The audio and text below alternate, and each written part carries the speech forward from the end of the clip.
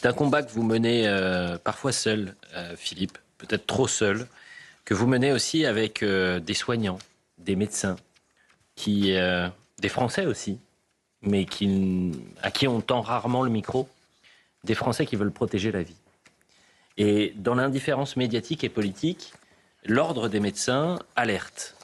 Les médecins et les infirmiers, d'ailleurs, s'associent, l'ordre national des infirmiers, l'ordre national des médecins, appelle et alerte sur la loi sur la fin de vie.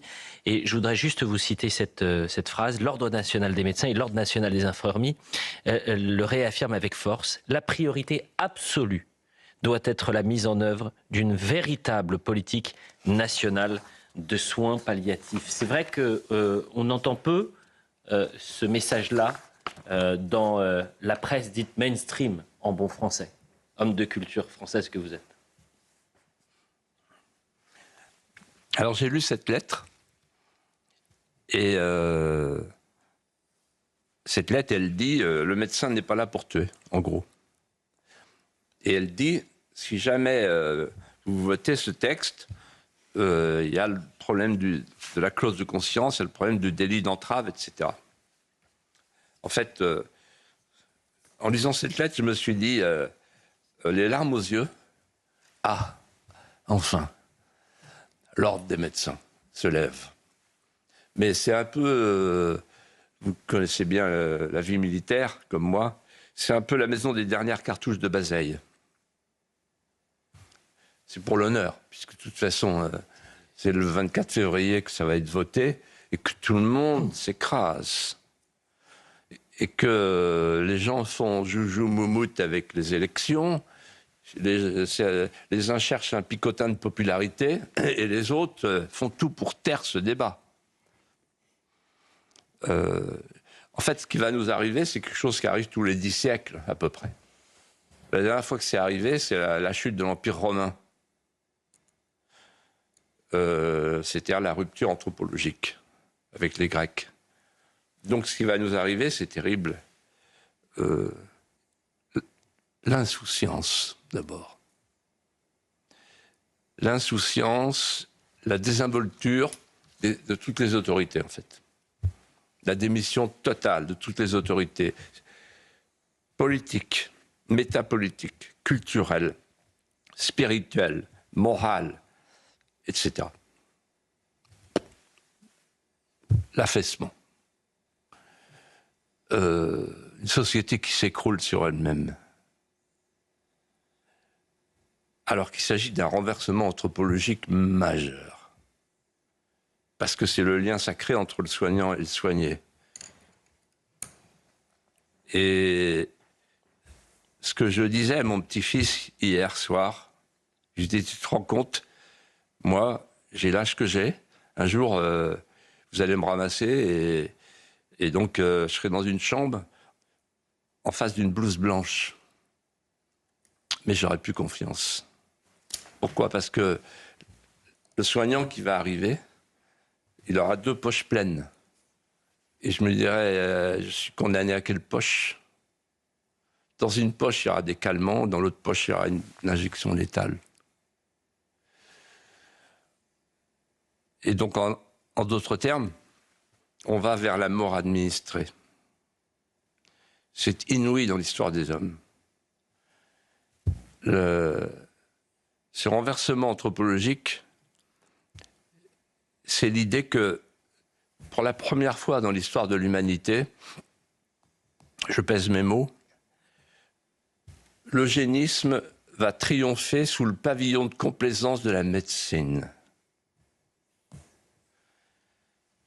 Et voilà que nous assistons, impuissants et lâches, à la déshumanisation progressive du monde par l'effacement planifié du visage de l'homme. C'est une honte. Philippe de Villiers, parlons de l'actualité et des nominations également, avec une formule qu'on a pu entendre tout au long de la semaine, la République des copains. Emmanuel Macron a décidé de nommer sa plus fidèle soldate à la tête de la Cour des comptes, Amélie de Montchalin, ministre chargée des comptes publics, qui prendra ses fonctions le 22 février prochain. et va quitter le gouvernement donc de Sébastien Lecornu, elle qui était chargée des comptes publics. Avant de vous donner la parole, je voudrais juste qu'on écoute la réaction cette semaine d'un certain Henri Guénaud. Alors, moi, je ne sais pas qui j'aurais nommé, mais je n'aurais certainement pas nommé Amélie de Montchalin. Voilà. Oui. Si vous voulez, je me pose une question en préalable face à cette nomination. C'est pourquoi chaque fois que le président de la République prend une décision de nomination ou une décision politique, j'ai honte pour mon pays. Voilà. Ben voilà, une de plus.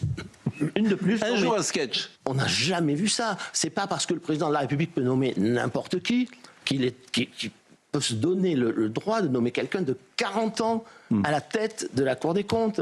Personne ne fait ça. Ça veut dire qu'elle peut rester 28 ans. C'est un poste irrévocable. Ben, Geoffroy Lejeune. Alors Philippe, est-ce qu'on vit dans une république des copains ? En fait, c'était la phrase de Mitterrand qui avait dit le RPR, la République des copains et des coquins. Bon, je dis ça parce que sinon, l'ARCOM, il va y avoir l'ARCOM on va me dire, le modérateur que je suis, etc. Bien évidemment. Modérateur, c'est le censeur. Attendez, pour l'instant, je touche du bois. Vous avez en 3 ans. On est dans une société de censeurs, de censure. Voilà. Ouais. Donc je fais attention à ce que je dis. Alors, donc je cite Mitterrand. Donc là, Mitterrand, l'ARCOM, ça marche, c'est raccord. Et, bon, voilà.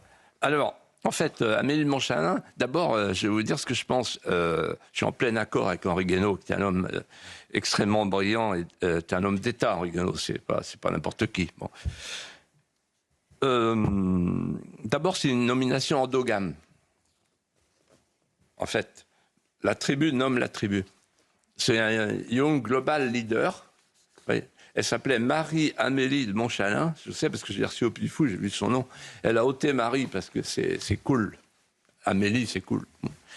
Et elle a appris, avec Macron, à communier sous les deux espèces du progressisme et du mondialisme. Donc elle est prête pour le poste. En fait, c'est une nomination qui est choquante parce qu'elle déroge, ce que dit très bien Henri Guénaud, à toute la déontologie des juridictions financières. Elle a 40 ans, elle est nommée pour 27 ans. Et elle a 40 ans, alors que pour être conseiller maître à la Cour des comptes, il faut, sauf erreur de ma part, 45 ans. Et ensuite, c'est une nomination cocasse, paradoxale et même baroque, puisqu'en fait, on choisit celle qui a fait des trous dans la caisse pour contrôler la caisse. Vous voyez ce que je veux dire ? C'est-à-dire qu'en fait, c'est elle qui a plombé le budget, c'est elle qui a fait déficit, dette, etc., dépenses, impôts, et pour la récompenser de sa compétence, dit-on, de sa compétence, tout le monde dit « Ah, sa compétence n'est pas en cause. Grande compétence. » Voilà.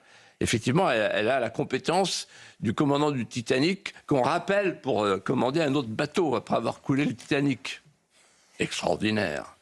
C'est quand même du grand art. Ça, c'est de l'art politique, ça. Mais je vais plus loin. En fait, c'est un coup d'État institutionnel qui n'apparaît pas comme tel.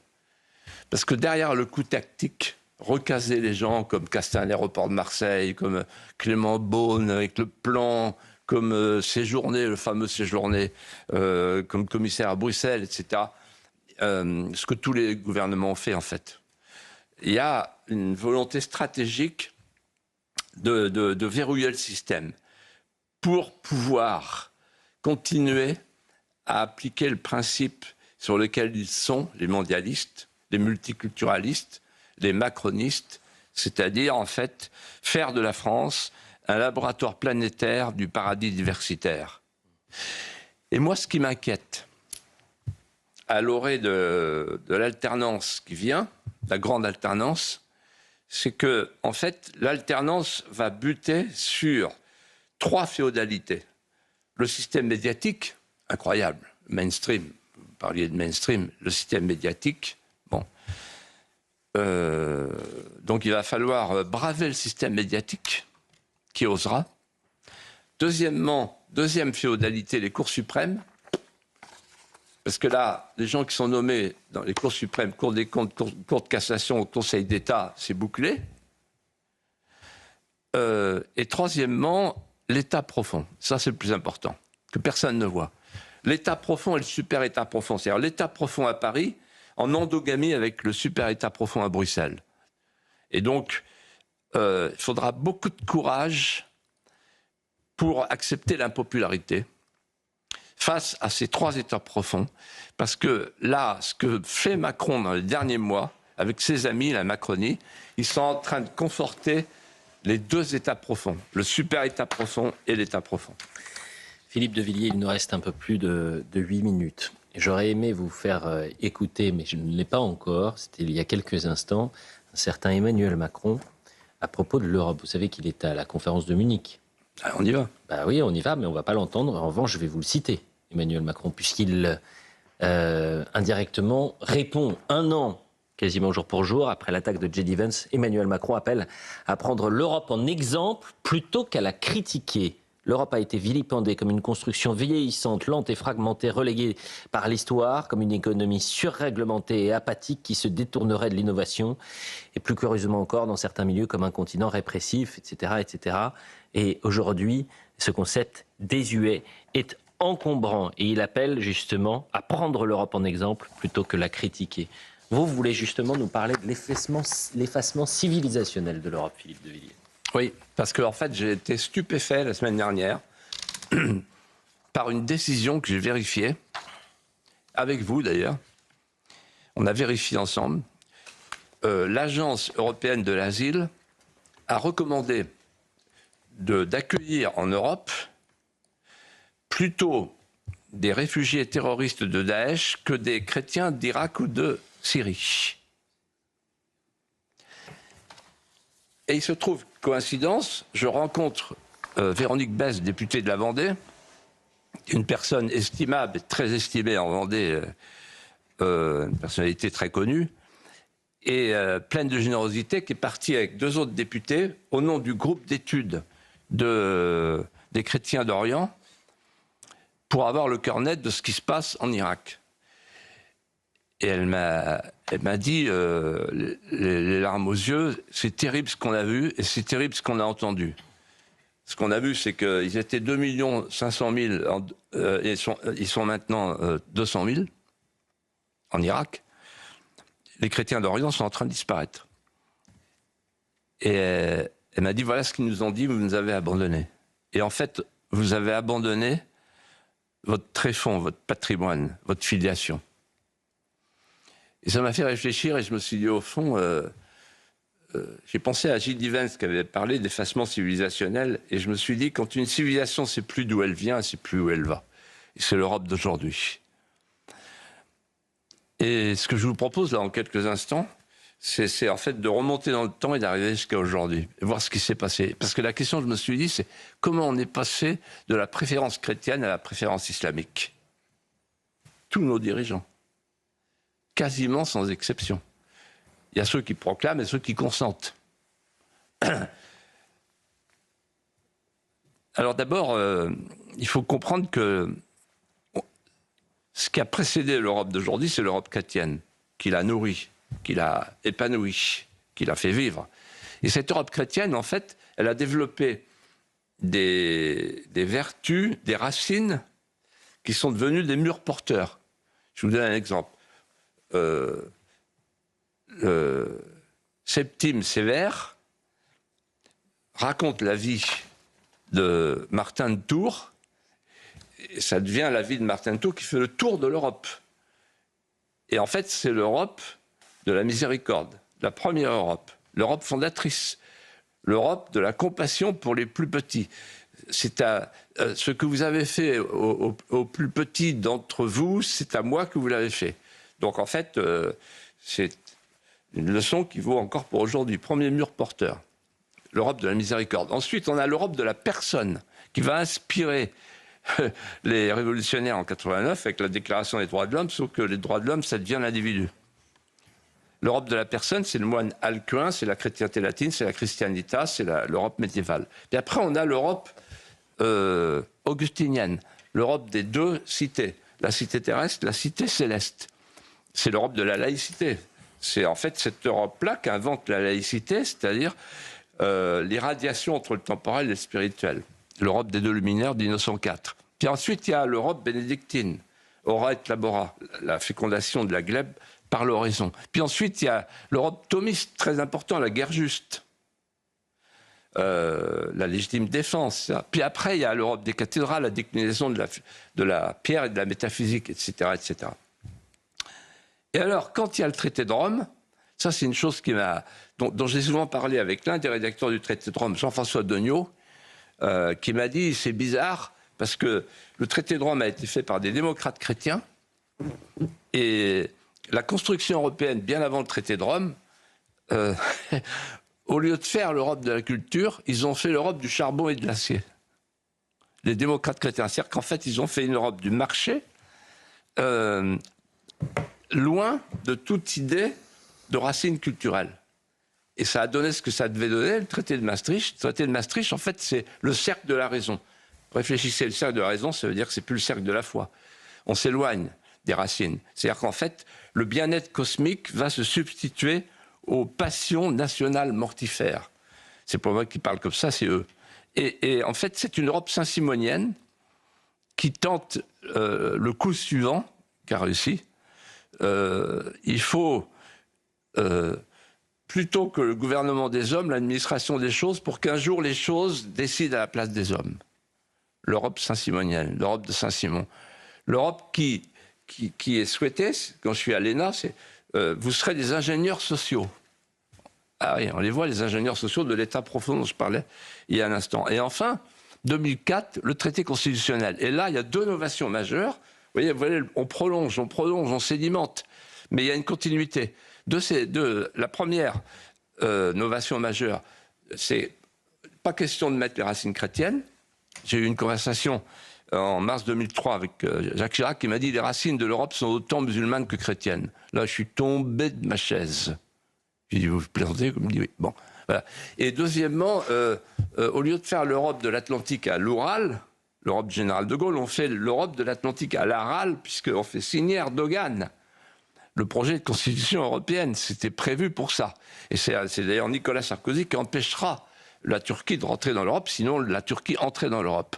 Et on arrive à aujourd'hui. On arrive donc à l'agence européenne de l'asile qui préfère faire rentrer des terroristes de Daesh plutôt que des chrétiens d'Irak, d'Iran, des chrétiens d'Orient. Et en fait, celui qui a gagné, c'est le télé-coraniste qui est mort, Youssouf El-Qaradawi, qui a dit « Nous avons quitté l'Europe, 1492, 1583, nous y reviendrons, nous y revenons, frères musulmans, nous y revenons, mais cette fois-ci par la prédication et l'idéologie. » Et il a ajouté « Un jour, l'Europe réclamera elle-même de devenir un califat. Un jour, l'Europe réclamera elle-même de devenir un califat. » Alors en cet instant, je pense, et c'est mon dernier mot, à Paul Valéry, qui définissait l'Europe. J'appelle Europe toute terre qui a été successivement romanisée, christianisée, soumise à l'influence et à l'esprit des Grecs.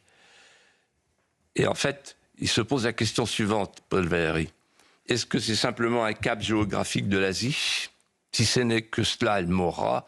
Ou est-ce que ce n'est pas la partie la plus précieuse de l'univers, la plus précieuse, l'esprit, c'est-à-dire qu'il appelle l'Europe le continent de la vie interrogée.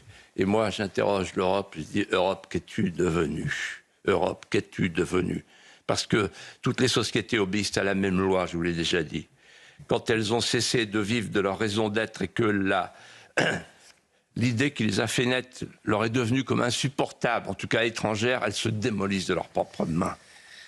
Un grand merci Philippe de Villiers pour cette émission ce soir. Merci à vous également Geoffroy Lejeune.